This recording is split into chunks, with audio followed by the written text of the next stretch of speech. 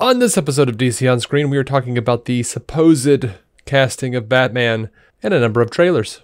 It's a truncated episode, but we hope you like it. It's coming up right after this.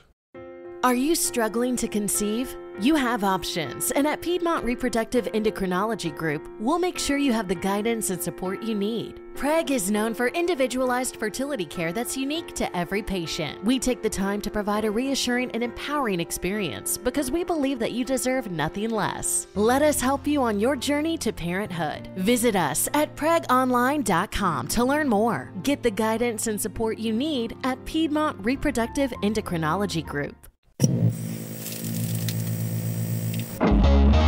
You think of Earth as a singular planet. In fact, it is anything but. For this is a story not of a universe, but a multiverse, where universes and planets, such as Earth, were replicated and mirrored across a vibrating, infinite plane. Some barely different from the next. Others drastically so. This is DC On Screen. Every week, Dave and Jason talk about the multiverse of DC properties on film and television. But be warned, if it's been officially released, you can expect they'll spoil it. Welcome into DC On Screen. I'm your host, David C. Robertson. This is my co-host, Jason Goss. Hello again. All right, so we have like finales and stuff going on, and not a ton of time to record. So there's going to be some news that we're going to skip this time, and we're going to talk about it later. But we did have a number of trailers pop up, as well as this huge supposed news. So I guess we'll get to the big news here. The big story, whether it's news or not, but story. The big story right now is that. By the way, we will have more time coming up soon. We will. We'll be able to get back to a regular format. Absolutely. So, Variety, and by the way, I consider this story to be the death of trust with these big named news sources. Because that'll flesh itself out. You'll see. Variety says that Robert Pattinson, yes, that Robert Pattinson, yes, that one of Twilight, it has been cast as Matt Reeves Batman. Now, according to sources. Yeah, according to sources. And the internet has melted. Just imploded. It has upon melted. Itself. Like, I'm surprised we're able to do this communication right now. Because I thought several of the basic working devices that were made up for the internet had just been destroyed as a result of this. Well, so far, every time the internet goes into meltdown mode, I find that there are these little pockets where rationale can just sort of hang out. And I think we're existing within that. Yeah, well, we try to. We try to. Yeah. Now that isn't necessarily sustainable for the entire episode. No, nor can we always achieve it, but we do try. We do try. So Variety says it's Robert Pattinson. Internet's very upset about it, or many a Batman fanboy who, for whatever reason, doesn't quite understand what an actor is. Mm-hmm. It was a pretty 50-50 take for me, though. Like, looking through the reactions, I thought I saw about 50-50 hell yes versus fuck this. Right. I've personally seen an emoji with vomit coming out of its mouth. Something like that, yeah. Yeah, so anyway, before we get to all that, let's just say that Deadline is saying, subsequently, saying, no, Nicholas Hoult, Beast, and X-Men, the First Class series of movies, is still in the running with Robert Pattinson. That WB is still looking at both of those. And not to be outdone, The Hollywood Reporter says that Armie Hammer and Aaron Taylor Johnson are also still on the short list with Robert Pattinson and Nicholas Hoult. I meant to look up who Aaron Taylor Johnson was. Aaron Taylor Johnson was Kick-Ass. Aaron Taylor Johnson was Quicksilver. And Aaron Taylor Johnson was, Elizabeth Olsen's husband in Godzilla. Sure. Never quite got around to those. I'm thinking about watching those at some point soon, though. King of Monsters got you curious? A little bit, yeah.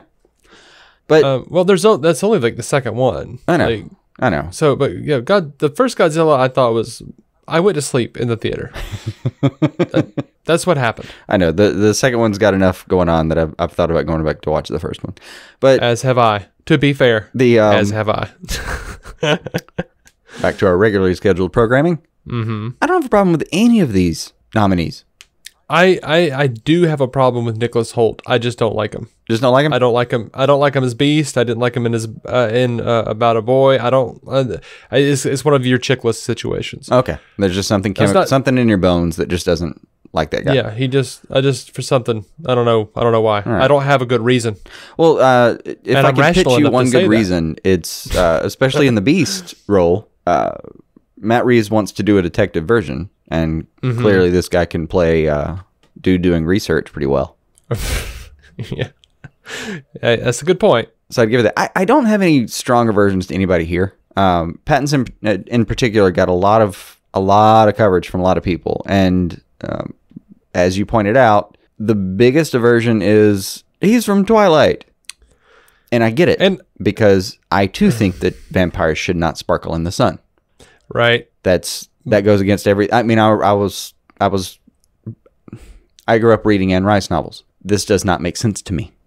Right. But he signed on to do that role when he was like a fucking teenager, man. And yeah, exactly. And the last time he played the role was what, 7 years ago? Yeah. If I was held accountable for everything I decided to start doing when I was a teenager, Jesus. And he was actively displeased. He was actively displeased with it back then because he was tired of it. Right. It feels like there is more to this horrific reaction. I mean, and it feels like it goes into a weird place where it's like, and I have seen people say this, but I think honestly a lot of male DC fans think that if Batman is the guy from Twilight, that somehow makes them gay. That's so weird. Like, do you get that sense? Like, or no, that it's just like, I can't like that. Girls like that. Ugh. I haven't gotten the toxic masculinity version of that. No. Oh, well, that's good. I mean, I haven't seen that. I'm sure it's out there because that sounds like something that's I slipped up and got online too much this week. Oh, okay. Did you glance at Reddit? No, it was all Twitter, Betty. It was all Twitter. Okay. Like, I'm sure that's out there because that sounds stupid enough to exist. Which is funny, that big, I can't remember what it's called, the big internet report where they, like, the big marketing report that came out and, like, showed what everyone was using, what marketers were using the most as far as social media platforms. Mm-hmm. That came out this last week. And Twitter is just so far down on that poll. Like, no one wants to go on Twitter and market any damn thing. I don't blame them. Don't blame them. That is It is hard to have a stance on anything in Twitter. Mm-hmm. But Pattinson himself, I mean, just to go through him, Pattinson himself, fine. The best reaction I saw from somebody said, I've looked at a few clips and he can brood and he's got a good chin, so sure, why not? And I thought that's it. That embodies my entire feelings on the matter. And, if you're going to whine that he's not ripped, he's going to get ripped. Hey, they'll swell him up pretty well for the role, so don't worry about that part. Yeah, they'll throw him into some kind of terrible training regime, I mean, look, if you have any concerns about that, just look at Zachary Levi. I mean, he's always been, svelte, in good shape, look like like a doctor would look at him and go, "You're good to go, buddy. On your way. Take a few laps and you'll be fine." And they'll have a whole regiment in the regime. They will. Trainers. They're going to Ryan Reynolds that motherfucker is what they're going to do. Trainers whipping him from all sides. Yeah. Force feeding him protein shakes. It'll be fine. Don't worry about that part. As far as his chops, it looks like he's got them. I think he's got some range. I'm not particularly worried about that. I mean, there's nothing that worrisome here. No, if you're I don't get it. Super tied into a specific actor or something like that, I guess you're pissed. But if you're really just looking at it from we're going to do this movie that isn't even in the present day continuity of the DC universe anyway, you really don't have anything to worry about. Like, they weren't going to do young Affleck. We've known that for a year. Well, we don't know that. They haven't said that. They haven't said true. Not, but they're not. It's true that they haven't said that he may not. All right, let me rephrase that. He may appear but we've known it wasn't going to focus on like present day Batfleck for a long time. Yeah, it's not going to be present day Batfleck, but we don't have any indication that it's not going to be a prequel to Ben's Batman. We just don't know. And they might not even address it, period, and just move on so that Matt Reeves will have complete creative control, which is, I am feeling more what I would do if it was me. Yeah. I wouldn't want Leto's Joker to in any way inform Matt Reeves. Like, if I was Matt Reeves, I wouldn't want Leto's performance to have to, like, I wouldn't want to have to, like, make my Joker somehow fit into Jared Leto's Joker. You don't have to. You know what I mean? Yeah. I mean, it's the Joker, so you can do a lot with that. And no, I mean, it's got to be good with it. But continuity-wise, strangely, one of the major problems I would have with it is, like, Affleck, if you said I'm going to make him 20 years younger, I would say go fuck yourself. I'm sorry, that guy, he's aged well, but he has aged. Mm-hmm. He looks a certain age, and you're going to spend a ton of money on effects just making him look that young. Leto looks like he could be 23, dude. He does. He just looks young. So, like, you could literally use him in the story and it would work. But you could. At the same time, it's the Joker. You can do an entirely different version of him that kind of resembles him, and you can still sell me the idea that turns into that Joker, and it would all work. There's no problem with that. Yep, you could. So yeah, I think I was a little set on I had my heart set on Armie Hammer, but and I am disappointed if that's not the case. But I will also say that I haven't seen Twilight. I don't know what to tell you about Twilight. I haven't seen it. No, it didn't interest me. I'm not even going to go back and watch it if he is cast. It's still just not something I have an interest in. Sorry. But I am going to watch Good Time. Yeah, that looked good. That looked fantastic. And I mean, I've watched a few clips of him doing different kinds of roles. I saw at least 4 completely different types of characters with different accents, and he killed it every time. Yeah, he's got range. I will say this, still kind of set on Armie Hammer, but I think Robert Pattinson may be a better actor. I don't know. I know they're both good enough, so I don't care. Oh, they're both definitely good enough. And I'm still fine with the other two. Sure. Yeah, you can't just. I don't know. This fandom, man. Oh, here's a any fandom really, but one quick thing to point out. There are a couple of things for me, real quick. If you had asked me, short of something with WB's letterhead on it, who would you trust about this issue? I would have told you Variety, Hollywood Reporter, or Deadline. I would have literally named those 3 people. And Mommy and Daddy are fighting right now, so we don't know what's going on. That's right. It's kind of strange. Like I don't actually remember any time where all 3 of these people were all 3 of these sources were so disparate. I'm struggling, and I just can't think of a time where they were all saying something so different. Yeah. So the only thing you can possibly take from it is that nothing's real yet, and just hold your horses, hang in there. If you're worried about one guy getting cast, the other guy might still get cast. We don't know yet. What I am sure of is that there's a thing people suggest sometimes where they say, oh, I think they just put it out there to see how the internet would react. No, they didn't. That's not a thing they do. Yeah? No, I'd bet my life on it. Like, these companies are way too conceited to try that kind of stuff. They have focus groups and NDAs for that kind of stuff. Mm-hmm. They have analytics and algorithms and people they trust to run all of those numbers for them and tell them certain things. What they don't do is put their business on the internet and have fanboys react to it. I don't think they do that. I'm not sure I agree with you. We've talked about it before, and the more and more I've thought about it, as it pertains to this story, that's where I settled with it. Was I'd bet a paycheck on it. I don't think that's a real thing. I think it is. I think it's a thing we made up. I didn't make it up. No. I think it's a thing that we, the consumers, made up because it makes sense to us. Because I get the instinct, but I don't think it's a real thing. Okay, I think it's a real thing, but because I think no amount of focus group is going to get the real fan reactions. That's the thing. They think it does. No, and it also fits with, they do, because not only is it supposed to be a sample, like the entirety of the field of psychology, well, not the entirety, but a large portion of how you go about performing psychological research is a sample. Like you take a sample size. And if you take a good sample, you can actually know a lot about your population. They know that, and it's the most cost-effective way to do it. So I don't think they are using the internet to do this. I absolutely think they are. It would be, I know they are, really bad data. but it's not. They have algorithms. They have, they have people who research this stuff. They're looking at what the bloggers are saying. They're getting percentages.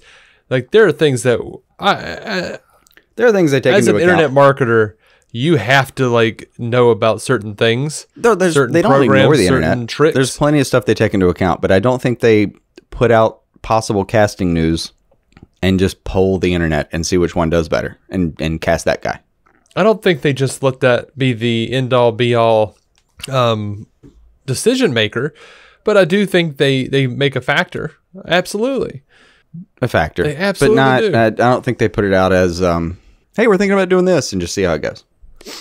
But that's the point I'm making, though, is that there are people that have suggested, they just threw it out there to see how it would go. No, I don't. I really don't think they do that. I don't think they have like a decision and they're really sure about it, but they just want to make sure with the internet real quick and see how it. Just check it with the internet. That way. I wouldn't put it that way at all, but I do think it's a factor, and I do think they leak this stuff to these places. Oh, the leaks in particular is something interesting because that part's hard to tell. I know they factor in what they hear from the internet.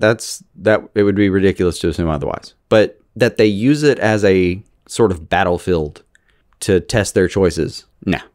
I mean, I think they might do it to influence contract negotiations. They might, that's a possibility. If I was a major studio, that one they might definitely factor in.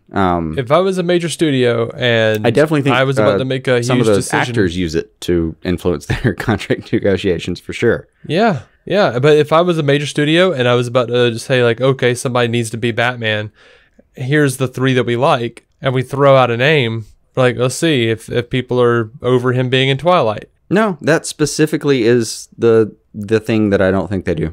I mean, there are very adamant stories from people who are like, no, this is a thing. Like, they didn't think that Leonard Nimoy could do 3 Men and a Baby because he'd only directed a sci-fi movie. You know what I mean? Like, people won't accept a comedy from you because you did this. And that was before internet. Like, that is a very real thing. In that case, you're just kind of polling. You're essentially at that point doing a focus group. I mean, it's all a focus group. Everything is like, I mean, they factor in like how reliable certain elements of it are, but yeah, they're totally making decisions based, not fully, but they are making decisions based on that, and they're seeing this. I'm not saying that they're going to completely say like, oh, well, the fans, quote unquote, whatever the fans mean, because I think Warner Brothers is smart enough to understand there is no true fan. Well, I think they've started to understand that in the last several years. You will have fans of Batman animated series. You will have fans of Michael Keaton's Batman or fans of Ben Affleck's Batman. Yeah. And they all take sides and they all want to get angry and threaten that they won't see it. Well, that's fine. Don't see it. Be a big baby. I'm not going to see it because I don't like the guy. He was in a movie I didn't like. Okay, well, go kick rocks, you shit. Yeah, they're also probably going to see it. Yeah, they will. They totally will. What I'm saying doesn't happen is the Battlefield scenario, where they throw out, like in this scenario, they've thrown out 4 names divided across 3 trusted sources, trusted publications. I mean, what I've seen people suggest is, they're just seeing who does better. No, they're not. I don't know why these 3 sources are reporting really completely different information, but it's not because it's some testing field and they're not just going to crunch the numbers later and say, well, Pattinson won by 33% versus the other 4 or something.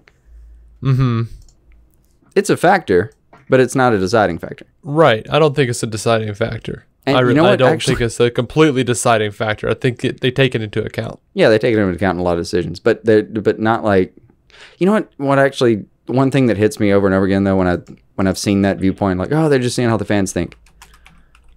I honestly think, given some of the decisions that I've seen WB make in the last few years, I honestly think they're too damn conceited.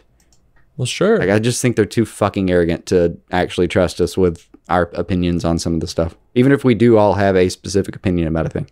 Yeah. Which is hard to find. It's hard to find like a concerted notion among the DC fans about some of the stuff that's on screen. Mm-hmm. But even if it was there, it's just a personality type that holds that position of executive. And then having watched those decisions over a few years, I think they're just too damn arrogant to actually listen.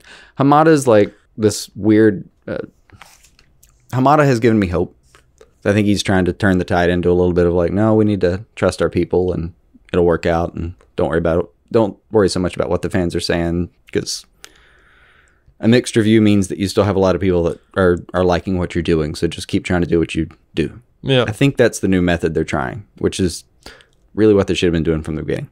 Look, so the Hollywood Reporter, though, is saying that Robert Pattinson does have the edge, and that he's going in, or the studio's putting him through a rigorous vetting process that includes like screen tests, costume tests, readings, and meetings, but he hasn't signed the contract yet.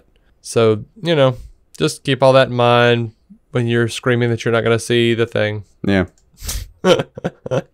Which is silly. And what's weird is like so many people say that Christian Bale was the best Batman. I don't agree, but I think Robert Pattinson reminds me of Christian Bale in terms of his acting style. Maybe. Or his acting ability anyway. Though, I hadn't thought about this, but I was saying it was kind of weird for this many, for these sources to be saying something so different. But like we just said, that actors do use this as like a way to get their name out there and use it as a negotiating effort. Mm-hmm. And in the way I saw it go down, Variety came out first, and then THR and Deadline came out. Right. Like chronologically, it may just be that like Variety said, oh, it's going to be Pattinson, and then the other sources from THR and Deadline could very well be, the managing and agents from the other actors making sure they got their name out there again. That's a good point. Hadn't thought of that. Just to, in this case, poll the audience, see if there's anything like it's almost like the Gladiator kind of thing. Like whichever warrior's doing better, maybe you don't send in the lions if he won that time, or if he's a heel, you do. It's very it's very professional wrestling style. Yeah, but if you're one of these cats who are out there going, Edward from Twilight is going to be Batman, they know a whole lot. Well, that sounds a whole lot like what I heard in the 80s when it was Mr. Mom was going to be Batman. Oh yeah, no, you can find it anywhere for anything. Come on, guys. There's always a take that's that take. Heath Ledger, Ben Affleck. How about them apples? I mean, you guys, come on. Bale. These people are actors. Ben. Yeah, that's the thing that I never heard about Bale was like, oh, the little kid from Newsies is going to be Batman. That was going to be like American Psycho. They're all happy. I for sure had that conversation. Really? Yeah. Wow. In a deli in Tuscaloosa. That's a specific memory for you. You don't have many of those. That's when it happened. I don't know what to tell you. All right, let's stop talking about this. I mean, we don't have an official word, so this is all conjecting and me telling everybody to stop being little bitches about it. That's roughly the take on it. Just wait, what was that phrase we keep using? Give them a second. There you go. So I'll also utter just give them a minute. Mm-hmm. But I usually say give them a damn minute or give them a damn second, whichever one is. All right, that's actually a pretty great segue into trailers. Absolutely. They have released a Swamp Thing trailer. Thoughts on this new Swamp Thing trailer? Well, the Alec Holland trailer? Yeah, it was like the Alec Holland specific trailer. The only thing it added was I get to see a little bit more of him, and kind of they added the mechanism by which the Swamp Thing is going to be a problem, which is we're going to do kind of a zombie-esque thing with the virus. But it still just looks like a kind of maybe the first true DC horror property. A little bit. I will even say, body horror in there. I didn't do my due diligence because I didn't look up the guy. I couldn't. I can't remember who's playing Alec Holland. I can't remember his name. Thoroughly unimpressed though. Like his performance as Alec in this trailer made me go, "Oh, that's bad." I don't like him so far. Yeah, I had nothing like that going on. Well, I'm glad for you, man. I didn't even have an asterisk in my mind on that one. Nothing. Because I was like, who is directing this dude? Like, I felt like he wasn't in, like, there was no inflection in his voice. Everything was just like this. We need to run now. Like, I didn't like him. I just didn't like him. I didn't get that at all. I really didn't. I don't know. He feels to me like the guy in a horror film that's always just, there's always a guy, not always, but in a lot of horror films, there's a guy that is actively processing things in a way where the audience is like, listen to that guy. Right. And he just felt like that guy to me. Like, he's the guy that's actually seeing everything go down and is as worried as he damn well should be. So you're saying he doesn't seem any richer or more well-developed than your standard archetype? No. I agree with you, Jason. But if your standard archetype plays the role just fine, fucking go for it. Yeah, I don't think he plays the role just fine. His job in this series is to be a scientist and then not be there anymore. There's literally another guy doing the voice for Swamp Thing. I look forward to that. So far. I don't know why you have such an aversion to him. I don't know why either. Job doing a scientist. He just, I'll see. I'm trying to keep an open mind. I'll of course watch the entire series. Oh yeah, but it would be an exception at this point if we didn't really pretty much love Swamp Thing, because the previous two properties in DC Universe have blown us away. Well, I mean, everyone's got to have an Iron Fist, man. I know. But yeah, all the other stuff looked pretty cool, so I'm down. Crystal Reed, I like her anyway, so I always think she does a pretty good job. I've worried about this for some time, and it does worry me a little bit. Maybe this is the one where you're like, oh, okay, all right, the system is a little bit flawed, but it's okay. Well, I mean, yeah, you're gonna have some stinkers every once in a while. Just the math says it has to happen. The math says it has to happen, yeah. I mean, some people will already be like, oh, the finale of Titans made that the stinker. No. It's not a real finale. No. Didn't ruin the whole show. It didn't ruin the whole show, and it wasn't. I enjoyed it. I liked it. I did too. I look forward to the next episode. All right. Now, speaking of fan reactions being a little toxic, the Batwoman trailer dropped from CW. It was all over the place, man. That was a love-or-hate situation. Yeah. I didn't see a lot of... my reaction was very much, yeah, okay, all right, well, let's see what happens. Very middle ground. Like, I didn't get extremely pumped about it. I didn't specifically hate anything in it. It's a trailer. I enjoy The Flash, but you and I both really did not like that pilot episode. Mm-hmm. So, I try to consider, in a way, doing this show has really jaded me towards making, having hot takes and making judgments about things from trailers or even pilot episodes or even first seasons. Yeah. Or even the first 3 seasons, Legends. I've been burned both ways. I've had stuff that my first reaction was terrible and I ended up loving it, and I've gone the other way too. Mm-hmm. And specifically with Flash and Arrow, I didn't realize that Mark Nutter, the so-called pilot whisperer, was the guy who directed those 2 episodes and the Smallville premiere. I didn't like any of those episodes. Like, if you asked me to list the worst Flash and Arrow episode right now, I would probably say, let me look at some other ones, but the pilot's in the running. I didn't like them. I will kindly point out Geomancer once again. Yeah, okay. That's probably going to top the list. But I'm pretty sure I could, if I did a little thinking, I could find a handful of Arrow episodes that were worse than that pilot. Probably. It did serve its purpose, and it got the series picked up. I'm confused because I know Mark Nutter is good at his job, but I also know that given the entirety of those series, that at this point I've seen all of the Flash, all of the Arrow, and all of the Smallville that is, and I did not like any of the pilots. So it's weird for me. But I don't remember hating the Smallville pilot by any stretch. I wasn't bought in. Remember. It took me a few episodes to really get in there. I don't remember what I didn't like about it. I really don't. With Arrow and and Flash, I could tell you what I didn't like about it, but I don't remember with the rest of them what it was. Or with just Smallville, I guess what it was. But anyway, he's an industry standard. He is considered top notch. Like if he gets your pilot, if you're a writer and he's the guy directing your pilot, you fucking throw a party that night because oh my God, my chances of getting picked up just went through the roof. I don't get it. But again, that's to your point. The reactionary impulse in me has just gotten just beaten down over the years.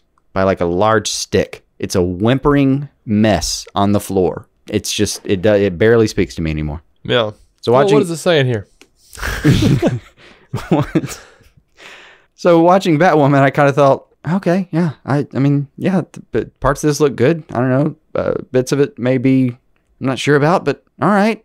The one thing I specifically didn't get was when I looked at the reaction on YouTube, or when I looked at the comments, and God help me, I did anyway because I wanted to know. It was, I mean, like viscerally against her act, like Ruby Rose's acting, and then I actually watched the trailer and thought, I just don't get it. I don't know what she did that was so damn bad in there. She just said the lines as it was normal acting. That wasn't particularly wooden. It wasn't particularly like off-putting. It was just her acting.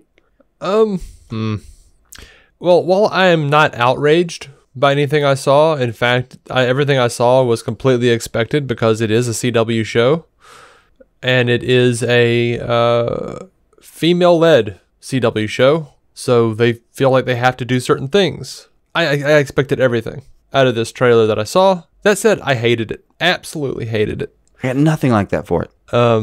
They do the thing where they've got like the music, the 90s music straight out of the freaking Bronze from Buffy the Vampire Slayer. That's not 90s music. Oh my God. Yeah. I felt like I was watching an advertisement for La Femme Nikita from the USA Network. Like, no, the problem is like that melody and the way they do the vocals on music like that hasn't changed in a certain amount of time, because it was a good way to do vocals. What's behind it has changed. What it reminds me of truly is the worst part of Joss Whedon's Dollhouse. I caught every episode that I could. I'm so sorry. I'm gonna apologize for it. I enjoyed that show. That's fine. But if you can be elitist about me liking 80s music, I can be elitist about you liking La Femme Nikita. I can choose to be elitist about you not understanding vocals over the course of the last 25 years. No, I mean, I get it. I just don't like it. Mm-hmm. I just don't like it. But yeah, the music reminded me of the worst part of Dollhouse, which was the opening music. See, this is where we differ, though. I have a lot of love for electronic music used well, so I didn't mind the Dollhouse thing. Mm-hmm.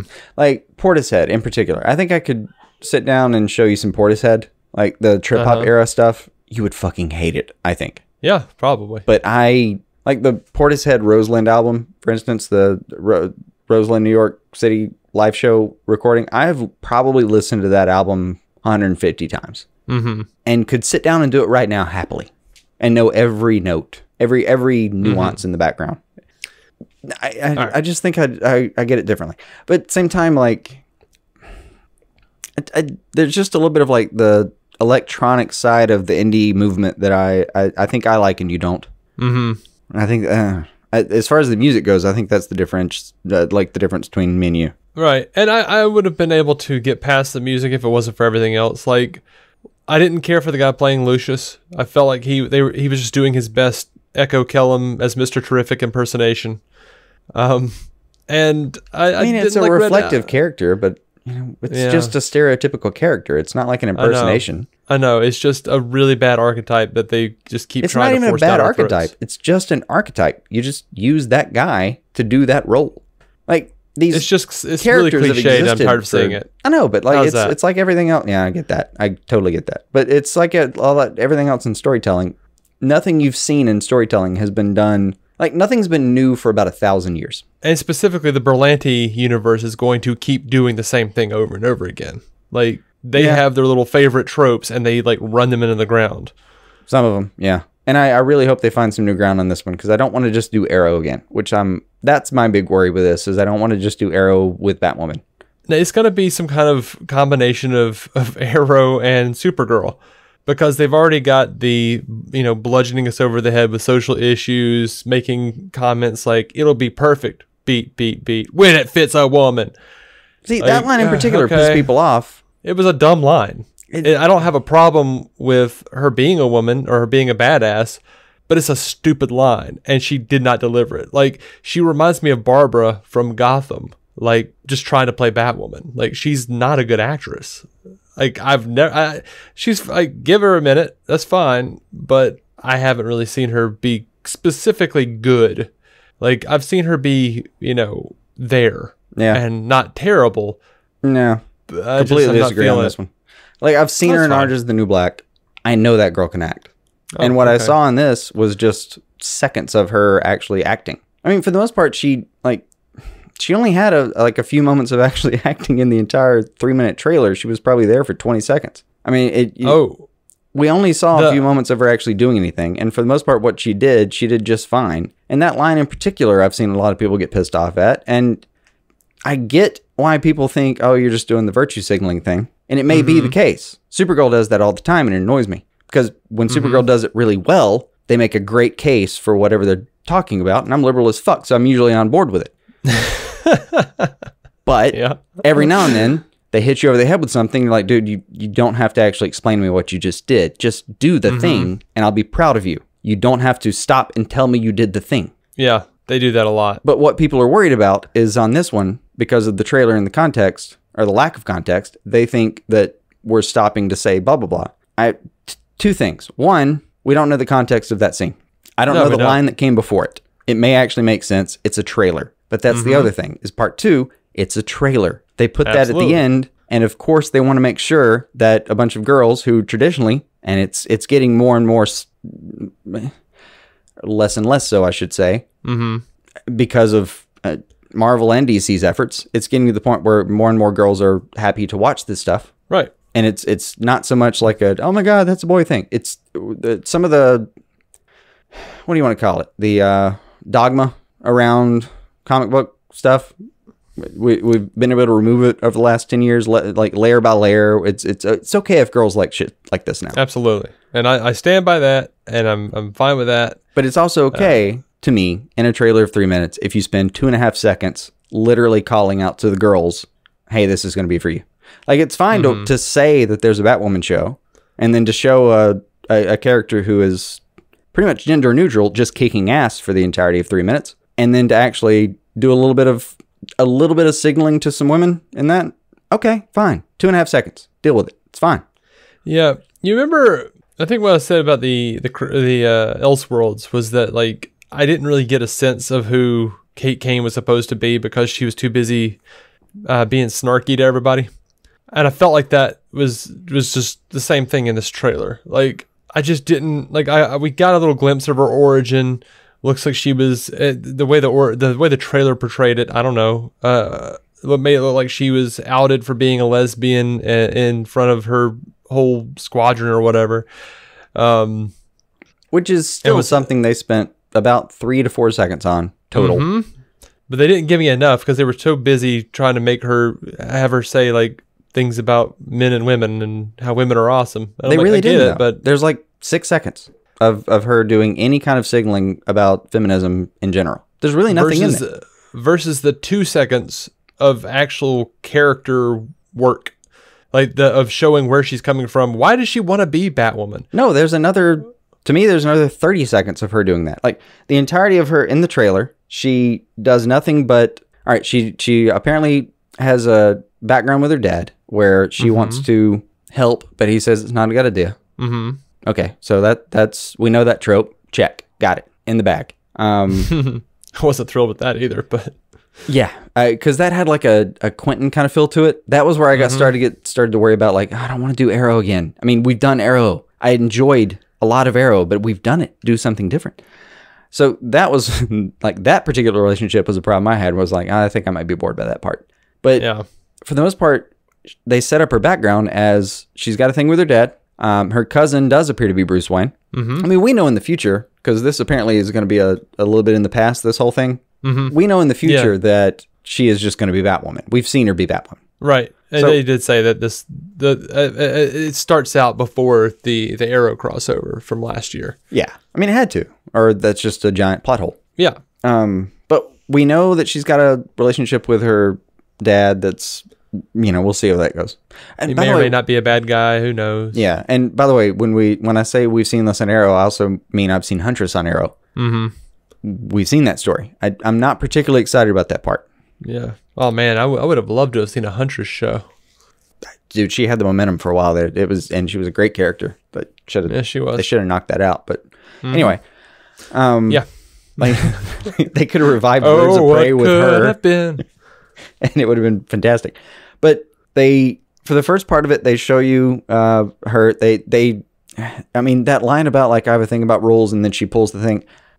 That did not seem wooden to me at all. That seemed like good word economy. I have a thing about rules. Pull the lever, go. You know what? I was I had to like watch it again because I didn't realize she said rules. I thought she said rolls. So I was like trying to like figure out like, okay, what does pulling the lever have to do about gender roles? Because I thought that's where they were going. And then I was like, oh, wait, I missed something. And I went back. I was like, oh, she said rules. I just heard it really weird, or she said it really weird. Yeah, like I'm glad you went back and re-examined that because like the odds that they went through the trouble to set up the line rolls. Yeah. You know how much that would be 5 minutes right there of the entire first episode just setting up that line. But for some version of Lucius to just say no, it's a rule, nobody goes down there. I have a thing about rules, and pull it and go down. Okay, I can get behind that. All right, so what we know about her is she's rebellious. Cool. She seems to be a great fighter. Like the fight scenes were great. Like the little bit of fighting we see in the trailer. Yeah, fine. Ruby Rose is good. She's good with that. Yeah, absolutely. Got a little bit of a quirk to her. Like later, at some point, she says like, "Oh, you're just somebody." I think it's her dad tells her, "You're just like Bruce Wayne." What did she say? Like, "Oh, hilarious, awesome, handsome." So it was a little bit quirky, a little bit cute. I like that. Like she's a bit flippant. She's rebellious. She feels like somebody who might just bust into Wayne Manor one day and decide, you know what, city needs a Batman. And the trailer goes through great effort to point out that Batman has abandoned us, so we're on our own now. A lot of this worked for me. Like she could definitely be that person. I just don't see what the big objection is. And it didn't seem like it was that. Nothing seemed forced. Is I guess what I'm getting at. The character itself seems to work in this universe. And yeah, if she's going through military training, which by the way, dropping in the fact that she's gone through military training makes her more like if you consider a trailer for a Batman series like an application to be Batman, dropping in the fact that they've gone through military training, probably a good call. Yeah. It's not gonna that's gonna work on your resume, you know. That's fine. Yeah, I mean, I think my problem is that they didn't have more of that background. I just don't like all the little like one-liner snark things. I hated the Buffy character from Buffy. I love Buffy the Vampire Slayer, but I didn't like her specifically because that's all her character was in a lot of ways. It was just, I'm gonna make a little snarky comment and be cute. You know, I don't like that character. I just don't. I never do. I never like when the I think a lot of the people that aren't going to like her are going to be a lot of the people that don't like Damian Wayne. Well, see, I like Damian Wayne though, because she could come across this way as a bit conceited in the trailer. Same way Damian comes across as a bit conceited, and we don't like. Well, I say a bit conceited. Damian is the epitome of conceited. Well, the thing I like about Damian, 8 years old, he thinks he should be running the League of Assassins. Well, what I like about Damian is he's pretty much, he has the skill set and the demeanor of Batman if Batman didn't have the emotional maturity to handle it. Like, yeah. Like, that's why I like Damian, because he's a kid version of Batman who's just a dick because he can't seem to like pull back from himself enough to go like, oh shit, other people have feelings. And even Batman is even still bad about that. Like, he is Bruce's son. There's a part of me every time I see Batman, or Damian, that every time I see him, there's part of me wants to say like, dude, you need to shut the fuck up, because at some point you're going to be 13 years old and your hormones are going to fuck with you beyond any torture the League of Assassins ever put you through.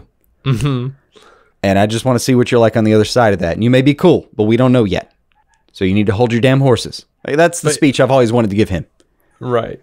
And I love him anyway. I love him. No, I like him so much. I'm really looking forward to we're over the summer we're going to try to do the DC animated stuff with like Bad Blood and stuff like that. They really do a treatment of Damian Wayne over the course of those animated films. I'm looking forward to you seeing him. Interesting. Yeah, because I haven't seen those. I mean, a lot of them are based on, Bruce and Damian. There's about 3 of them there in particular that are really Bruce and Damian centric. Like I haven't read it, but I've read pieces of Super Sons, and I really like them there. And I've seen a lot of Damian in the comics.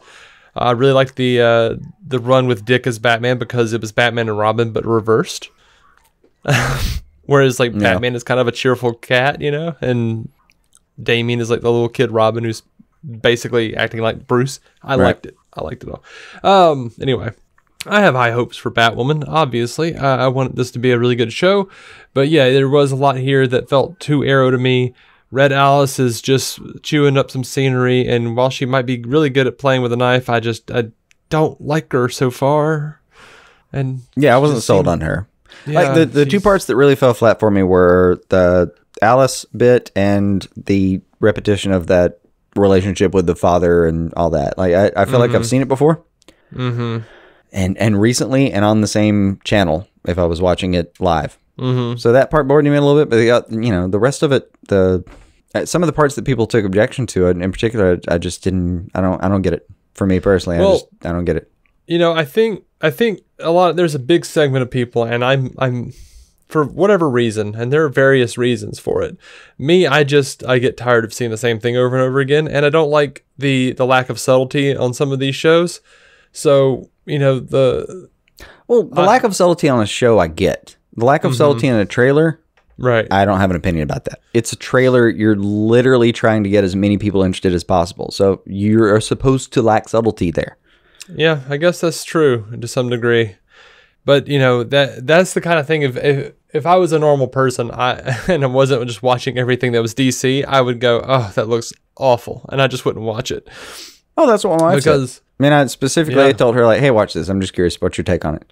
And her thing was, why are they making her do that? Because she watches Orange is the New Black all the time, or voraciously, and loves her. Does she think that actors don't get a say in what they do?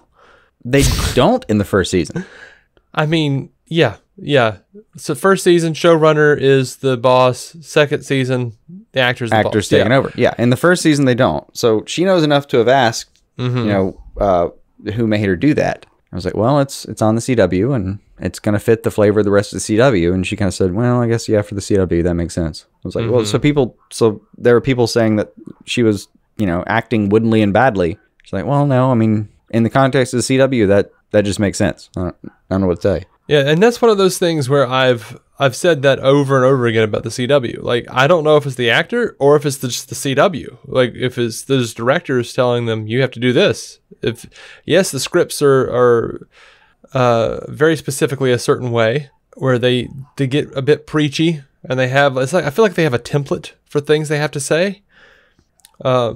But I mean, hilariously, we have the Flash, who they literally created an algorithm in the show for Barry's speeches to try.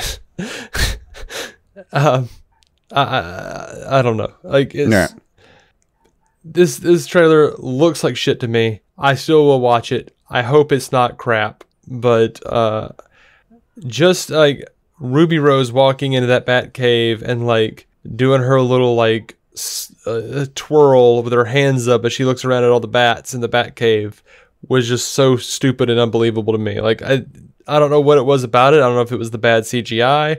I don't know if it was like the obvious green screen slapping me in the face, or if it was just her not being able to react well to things that aren't really there.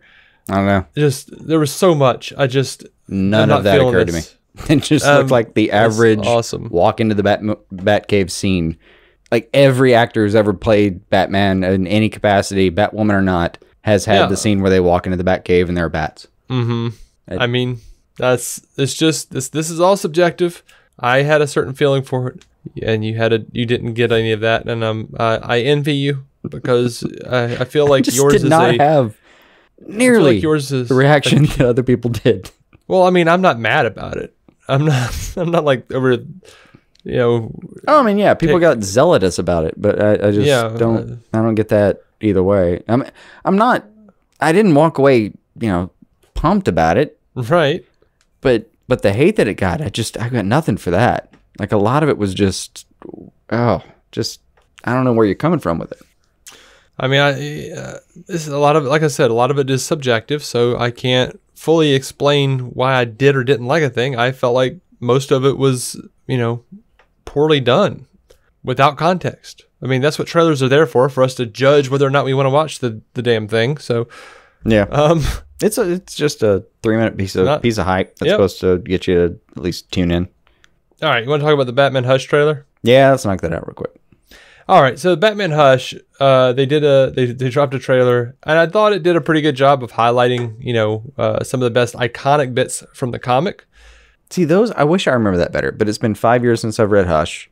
Mm-hmm. I actually have a marker for when I read that last, and it was in 2014. Right, and I feel like I haven't read that since it came out. So I will say they did a good job. Because they threw in that trailer was exactly the stuff that I remembered from the comic. I went, yeah, that's Hush. So that got you excited. I was not thrilled with what I saw of the whoever's doing. I think her name's Jennifer Morrison, maybe doing Catwoman's voice. Her voice, she sounded stilted and weird, and I didn't care for it. I didn't believe anything she was saying. But other than that, it looked fine. It looked, pretty good. I'll watch it, obviously. I think it's going to be like Gotham by Gaslight. It's going to be one of those things where like you tune in, you watch it, and you won't really realize or care that you're watching something that's out of the animated universe. It's just going to feel like, I think it's going to feel like a movie property. Mm-hmm. And I'm really hoping I can squeeze in the time to go reread Hush, or at least skim the damn thing before I watch this again. Because the parts that they showed me, I was like, oh yeah, I do remember that part. I mean, I remember the basic storyline, but I don't remember the nuances as much as I wanted to before I saw even the trailer. I'd really want to go back and dig into that property and then watch this thing. But they do a great job of being really, I don't want to say true to the properties, but it's more like you can tell they respect the book that they're doing a take on. Yeah. I think it is in the same universe as the line that they've been doing, that just recently did Death and Reign of Superman. Yeah.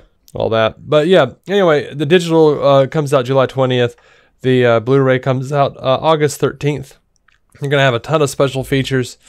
And that's where you're going to get the DC Showcase Sergeant Rock animated short from Bruce Timm. And you're going to get Batman. Almost certainly, Sergeant Rock will be sexualized in some way that you didn't expect. Maybe. We're going to get Batman Love and Time of War. I apologize to anyone. It's a bone I've got to pick with Bruce Timm right now. He just keeps sexualizing everybody. I didn't feel like he did that with Justice League versus the Fatal Five. Yeah. Which is a review that we haven't posted yet. Oh, was it not up yet? Oh, yeah. No, yeah, we haven't posted that yet. Yeah. So there's a featurette, Batman Love in the Time of War, about Selena Kyle and the relationship that she's forged with the world's greatest detective. That's Batman, if you didn't catch that. Mm-hmm. We've got audio commentary from James Tucker, the executive producer. We got director Justin Copeland and screenwriter Ernie Altbacker talking about their thoughts and insights. We've got a sneak peek at the next DC Universe movie, Wonder Woman Bloodlines. We have DC Vault stuff. We have a couple episodes of the Batman Superman Hour, the Underground Caper, and Partners in Peril from the 1960s. So that's a lot of stuff going on, man. That's a lot of stuff on that Blu-ray. Yeah.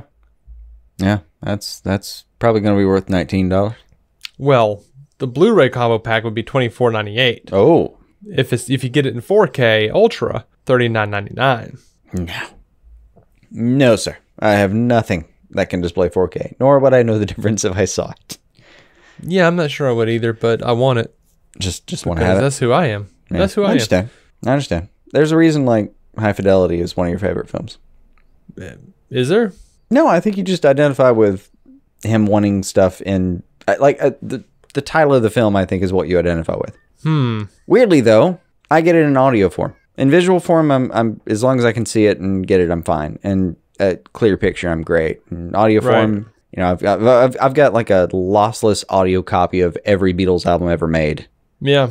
But like literally, someone took the the album out of the package for the first time as it was released in the year it was first released, put a brand new needle on it, spun the thing, put a modicum of pop, like just a little bit of hiss and pop taken out of it, and then they put that in lossless form, and I have every one of those. I get it. I just think you get it more in video form than I do. Maybe, probably. There are many reasons why High Fidelity is, tied for my favorite film and my favorite book. It is also just a damn good movie. And a damn good book. I never read the book. One day. Oh, it's fantastic. Anyway, that's all we got. I do want to welcome a new patron. We've got a new patron, Tim Yoko. You probably know Tim as one of the hosts of the Suicide Squad cast. So thank you, Tim. Damn good bloke, and thank you. Damn good bloke. So if you want to join Tim and Nerdytastic and so many others, you can pay $5 a month and get new content from us, which is stuff like Jason's pull list. You just posted a new one, right? Mm-hmm. What was that about? Deceased with one less E than normal. It is kind of fun. DC is doing a little, what is it? 1 of 6, I think. Yeah, 1 of 6. It's Deceased. Basically what happens in the DC universe if there was a zombie virus, and the way they activate the zombie virus is like it's Darkseid messing with the anti-life equation. And then he kind of fucks up and accidentally includes what's his name, Death Racer. Oh, was it Death the Black Racer, something like that? Black Racer, something like that. Yeah, the guy on the ski equipment. Yeah, chasing down speedsters. Black Racer. I think it was. No. Was that? He doesn't chase down speedsters. That's the or maybe it is. What am I thinking of? I'm thinking of something else. He's one of the ones that chases down. Anyway, Black Racer, though, right? So anyway, he Desaad and Darkseid are messing around with the anti-life equation, and they accidentally involve Black Racer for a second, and that puts a little death variable into the equation. And at the time, they have Cyborg hostage, and then he actually manages to boom tube himself home. And next thing you know, there's like a virus that's activatable through everything Cyborg can access, which is fucking everything. And the world turns to zombies, and it's the Justice League reaction to a zombie world. Gotcha. Yeah, Death the Black Racer is affiliated with the New Gods. Black Flash is the one who runs around chasing. Black Flash. There we go. Yeah. Okay. Those are different guys. Anyway, so we've also got Chasing Squirrels, little segments we cut out from our episodes that just don't fit in anywhere, like little weird tangents we go on. We've got warm-ups. We've got all sorts of crap that we're going to start putting up. All the Marvel stuff. Oh, yeah. We review the Marvel movies over there, too. I forgot about that. Big old Endgame review. Big old Captain Marvel review. Giant time travel debate that we have yet to reconcile amongst ourselves. So anyway, we're going to record some reviews for some of these finales now. And until next time, keep some DC on your screen. Our opening narration was from Dan Jurgens' The History of the DC Universe, Part 3 of 10, as featured in DC 52, Week 4. It was performed by me, David C. Robertson. Intro music by Jason Goss and Michael Shackelford. Michael's band, Future Elevators, could be found on Spotify or future-elevators.com. Our introduction was performed by Effie Oppelders of the fantastic podcast Stealing the Remote, which lives on SoundCloud. It can also be found on iTunes and Stitcher. We are proudly in partnership with TV Time, TV show calendar and social media site that lets you keep track of what you're watching, what your friends are watching, and where you all left off. DC On Screen is a maladjusted production. Visit maladjusted.tv for more from me and Jason, including sketch comedy, an improvised web series, vlogs, parodies, and more. Are you maladjusted? Boost your brand's visibility with Image 360, your expert source for comprehensive custom signs and graphic solutions. From standout office signage to dynamic trade show displays, Image 360 has you covered. Leveraging years of experience with the latest technology, our team delivers solutions that surpass your every expectation. Ready to transform your company's visual communication strategy? Get a quote at image360signs.com today. Image360signs.com.